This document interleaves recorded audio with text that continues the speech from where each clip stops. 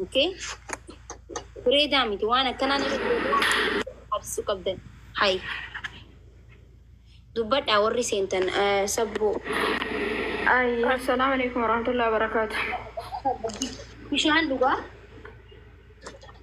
obboleeyyan tiyya jalqaba irratti waan kana wanti isin beekuudha qabdanii osoo anarra ga'e yookaan osoo obboleetti tiyyarra ga'e waan jedhu kana yaada. Filees yeroo tokko tokko ilaalcha fokkataa yookaan ilaalcha gadaantummaa ta'e tokko hin yaadina. Sa'aatii kanatti akkuma maatiin isiniif deebiste gaafa ayyaantu sannu ijoollee Oromoo caala namni parsantii 60 ol sagalee fitih la ayyaantu jedhanii irratti dalagu turani ijoollee warra habashaa kanneen jechuudha. Nujaama waa'een kun waa'ee miyuuti qabadhu mee siifan lamma. Dhageeffadhu ammoo akkam jirtani? Akkas godhanii osoo hin ta'in miyuuti qabadhu taraa dubbannaa nagaa. Amma isaan akkas godhanii Eenyuun dhagaa? Ilaali. Namaatiif osoo hin ta'in akka rabbiitiif waa hojjanna isin galee akka amantiin keenyallee ilmoo daa'ima akkanatti akka ajjeefamte kan ilaalanii usuun gaafa garuu ka'ii fi waatee dubbatuun sirriidhaa miti. Dhugaaf dubbanna taanaan gaafa daa'imni tun miskiinti dubbatu duutu akkanatti godhamtu yoo bira ka darbinu taate boru keenyallee ta'uun isaa hafan qabu. Kanaafuu amma isaan akkas godhaniif isiin akkas gootee dhiisaati waan irra jiru irratti haa dubbannuun isiniin jaa'if duuba ajandaa biraa fidduu dhiisaamu. Okay maaki galatoomi. Sagaalu gabba ለአንድ ደቂቃ እንኳን አይናችሁን ጨፍናችሁ እህቴ ብትሆን ልጄ ብትሆን ስትሉ ራሱ የሆነ ያማጨል የሆነ ጭንቅላታችሁን የሚያማችሁ ነገር አለ። እውነት ለመናገር ለአንድ ደቂቃ አይናችሁን ጨፍናችሁ ብቻ እህቴ ብትሆንስ ያቺ ሀገር ትቻት የመጣችው እህቴ ዛሬ እንደዚህ ሆና ሚዲያ ላይ እናቴ እንደዚህ እያለቀሰች ካለ እኔ ምን ሰው እኔ መሞት ራሱ እንደዚህ ከዚህ ፎቅ ላይ ራሴ ምጥል ይመስለኛል። እውነት ለመናገር ማውራት ራሱ ምችል አይመስለኝም እንደዚህ እህቴ እንደዚህ ሆና። ስለዛ ይሄ ማሰብ መቻል አለባችሁ። እዚህ ስለወጣችሁ እሷ የዚህ ዘር ናት ስለ ዘር ምናምን አይደለም፣ ስለ ህፃን ነው ያወራን። ህፃን እቺ ህፃን እኮ እናቷ ስለነገረቻት ነው ስሟን ራሱ የምትናገረው። ስምሽ ማን ነው ስትባል እኮ እናቷ የነገረቻትን ስም ነው እኮ የምትናገረው። ምንም ማታውቅ እኮ ናት። ምንም እንኳን ወጥ እንኳን ምግቡ ሰጂ ካላችሁ ራሱ መውሰድ የማችል ህፃን በዘር በምናምን ማውራት የለብንም። በጣም ሰው መሆን አለብን። አንዳንዴም እንደ ሰው ማሰብ አለብን። ሁላችንም ድምፅ መሆን አለብን። ነገ በኮዋና እንትና ሚቲም እኮ ኩን ጋንዱማ ዋን ፋርሳ ነው ሚቲም እኮ ኢልሞና ማቲ ኢልሞና ማከምናም ጋንዱማ ፋርሳ ኩን እኮ ፖለቲካ ሚቲም ኢልሞና ማሩይና ማቲና ሳጅራ ጋንዱማ በርባችሁ ካደረተ ጆሌ ኦሮሞ ታተንስ ከነዋና ከናስ እንዱበትና ኩሩይዳ ሩይና ማቲፍ ዱበታ ጅራ ጋንዱማ በርባችሁ ያስብሰው ደጌፈዳ አፋን ኦሮሞን ትንስማ ነሞኒ ዋና ከና በጋ ኢሲን አከስ በገታቲ ወር ጀተን Subhanallah. Mucaa akkana godhe isin tokkuma. Manni ajjeese maakii afaan Oromooti yeroo tokko ibsii fi nama galleeffaantu jira. Andi naati. Laala hundinuu miidiyaa irratti abdii hundinuu miidiyaa irratti argaa jira. Namni barreen jiru. Asitti ashqaabbatudha malee gandummaa fidanii jarri. Barbaachisu gandummaan kun. Kaalek ራስ ሚያንተ ቆጨራና ፈና የሆነ አይምሮ ጤነኛ ያልሆነ ሰው መስማት የማይችል ምንም የማያውቅ ከሆነ ራሱ በአይኑ ራሱ መረዳት ይችላል። ይቺ ልጅ ምን ሆና ነው የሚል ነው። ሰው ጭንቅላቱ የሚሰራ ከሆነ ይሄ ነገር ምንድን ነው ተብሎ እንዴት ሰው ሚዲያ ላይ ቁጭ ብሎ ይሄ ነገር አልገባኝም ይላል። እና እኔ ላልገባው ሰው ላስረዳ እዚህ ጋር የመጣሁት ድምፅ ልንሆን ነው። እና እባካችሁን እዚህ ላይ ያላችሁ ተራችሁን ጠብቃችሁ። ማን ነው አሁን ያወራው? ተራ የኔ ነው መሰለኝ። ሰላም ነሽ አይደለ? ሰላም ወይ አንቺ ነሽ አሁን እያወራሽ ያለሽ? ጨርሽሽ እና ማለት ነው። እንደው በፈጠራቸው አምላክ እኔ ማክ የሚጨርሰው ነገር የለም። ልቤ በጣም ተሰብሯል። የምር በጣም ብዙ ነገር ተደርጓል ሀገራችን ላይ በጣም ብዙ ነገር ይሄ ሚዲያ ላይ አይተናል። እንደዚህች ህፃን ልጅ ግን ልቤም የተሰበረ ነገር የለም። በጣም ልቤ ተሰብሯል።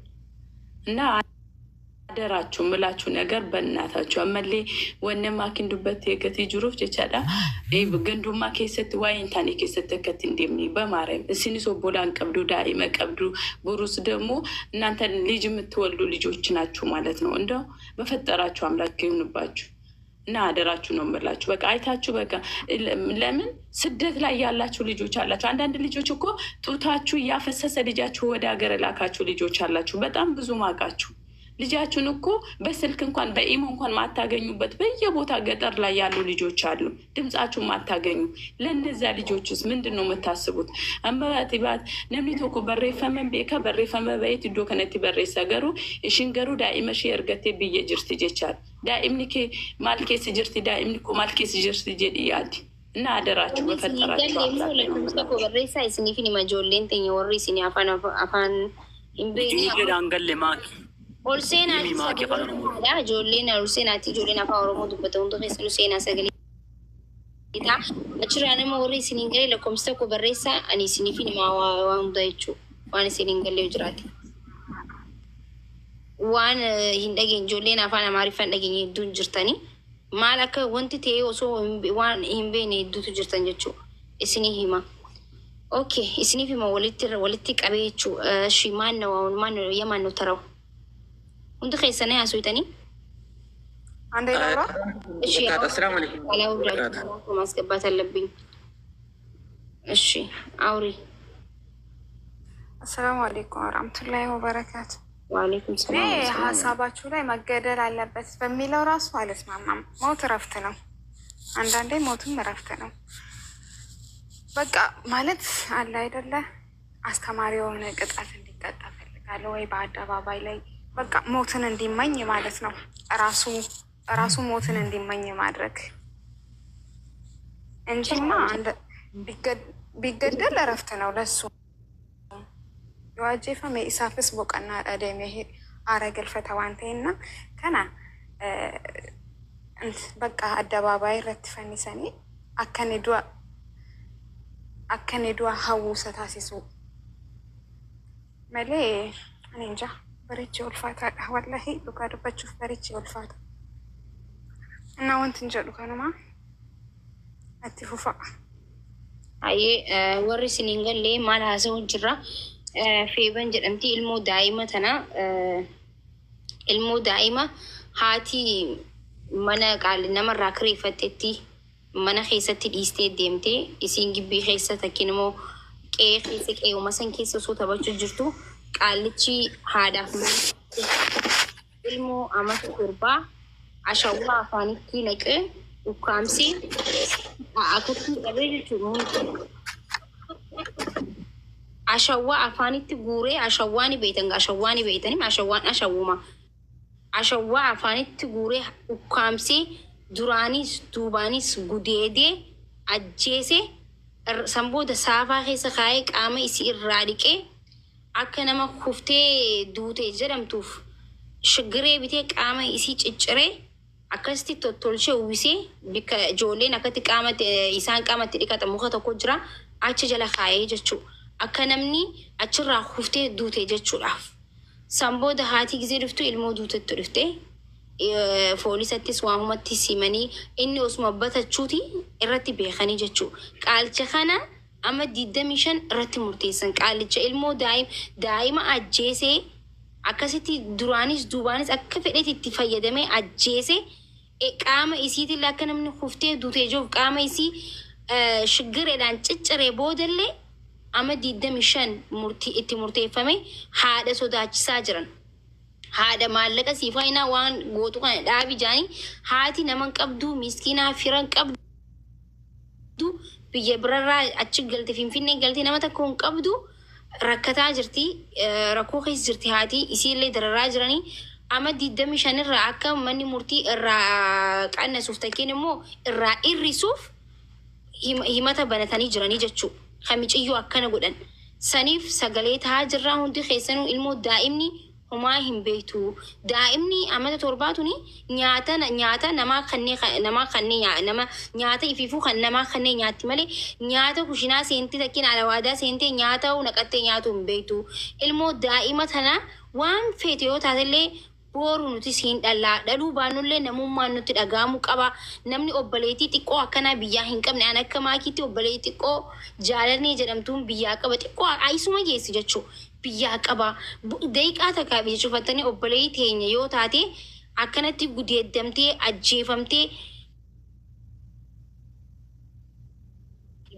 gudeeddamtee duraanis duubaanis akka maleetti gudeeddamtee ajjeefamtee qaama isii akkasi cicciramtee yoo argame ummaan teenya gabbaatee iyyitee nuti biyya arabaa jiru maal nutti dhagahama daqiiqaa tokkoof koppilinkii godha daqiiqaa tokkoof sammuu jechuufattanii gisee yaaddan dubbuun keessan ofuu ajjeesaa isinin jaa ofuu jiraachuun qabnu wettanii yaaddan isin galee kanaaf wanti micoo kanarratti micoo diqqoo asirratti arkitan tana irra raawwatame kana hundi keenyaa ijoolleen abbaa gadaa sagalee ta'uu qabnaa isinin jechaa jira nama micoo tanaaf hundi keenyaa dubbatu qabnaa warri afaan amaariffaa hin beekne kanarra jirra ol seenaa yaada kanadha yoo isinin galee jira jee abdiin qabu. Eshi. Maaki anaafuu erga silaatiin galle ture amma naa galeera guddoo galatoomi akka ajandichi akkana jabaan turre akkanatti hin beeku iyyuu ani bakka afaan oromoo xiqqoo afaan amaaraa xiqqoo dhaga'uu irraa sagalee ta'uufii jira viidiyoolee poostii gochuu jira an akkasitti iyyuu hin barre wallahi baay'ee mataa nama dhukkubsa hayyee galatoomi ulfaadhu wallahi nuuf jiraadhu. Hayyee. Okay mee namni biraa eenyu yaadan kanatti namni yaadan kana ni muyit banadhaa yaada kanadhaa. Maal jannaan hedduu jiraan hin galchine. Okay, natu yaadan kennanne assalamu alaikum warahmatullahi wabarakatuh. Akkami nagaa keessanii? Nagaa. Gocha kana garuu dhibbatti ni balaaleffanna.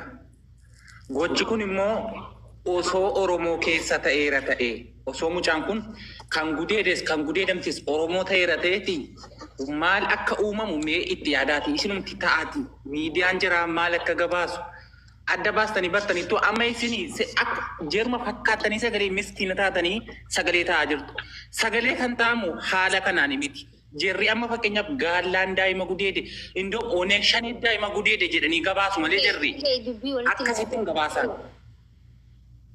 Awwaan akkanaa kana amma saatanatti hin fudhadhu beete.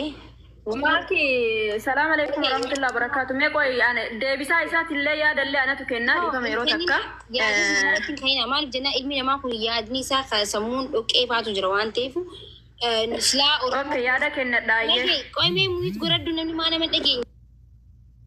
Silaa Oromoo ta'e miti waan tokkoon isin fudhadha. Ayyaantu fuulli asiidatti ta'e Oromoo qofaa sagalee ta'eefi deebisaa koomantii jalatti. Biyyi guutuun dubartiidha. Dubartiin tun miidhamtee jirti akka dubartii jaanii artiistoonni habashaan hundi gabbaatii sagalee taatee jirti. Nu caala sagalee ta'aniif hedduu jechuudha. Dhugaa nama jibban dhugaan jibbanii isin galee.